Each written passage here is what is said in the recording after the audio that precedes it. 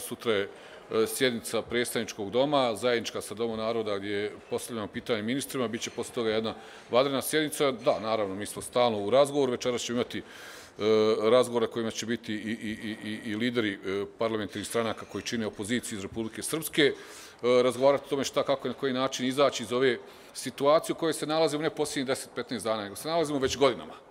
Ovo iscrpljivanje, ovo mrcvarenje u kojem su konstantne blokade, tenzije, nečinjenje, ne samo na evropskom putu, nego na putu bilo kakvog napretka ove zemlje nas je dovelo u ovu situaciju da smo potpuno u pravu bili što smo prije 10 dana reagovali i rekli da opozicija iz Republike Srpske ima ustavni kapacitet i legitimitet da donosi odluke u ime Republike Srpske zajedno sa kolegama iz cijele Bosne i Hercegovine kada su pitanje institucije Bosne i Hercegovine. I to je napravilo tu neku vrstu potpunog zemljotresa gdje je SNSD šokiran. Da se nakon 6 godina kontinuiteta njihove vlasti odjednom otvorio prostor da oni izgube fotelje, privilegije, da se više ne pitaju i ne pitaju se i neće se pitati.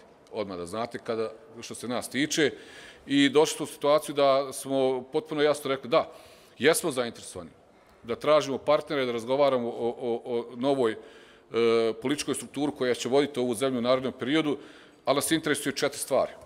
Jedna je da se smanji stopa PDV-a na određenu grupu proizvoda kako bi se olakšao život građana koji svjedoče ogromnim poskupljenjima i nenormalnim cijenama u posljednje vrijeme.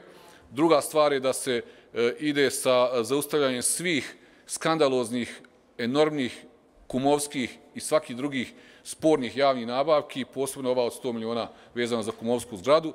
Treće je da se ide sa izmjenama i dopunama izbornog zakona uvođenje novih tehnologija u izborno zakonodavstvo i četvrto, što je, ja mislim, potpuno jasno iz ovoga što smo rekli i uradili u prethodnih 10 dana, beskompromisan pravac ka Evropskoj uniji, otvaranje evropskih perspektiva i Republike Srpske i Bosne i Hercegovine, snažan rad kako bismo usvojili evropske zakone i evropske standarde i kako bi se tome posvetili ne samo od sjednice do sjednice, nego svaki dan u našem političkom životu. To su 4 stvari kojima mi baziramo naš koncept potencijalnog ulaska u neku vrstu rukovođenja ovom zemljom. Ako postoji dogovor oko toga, tu smo.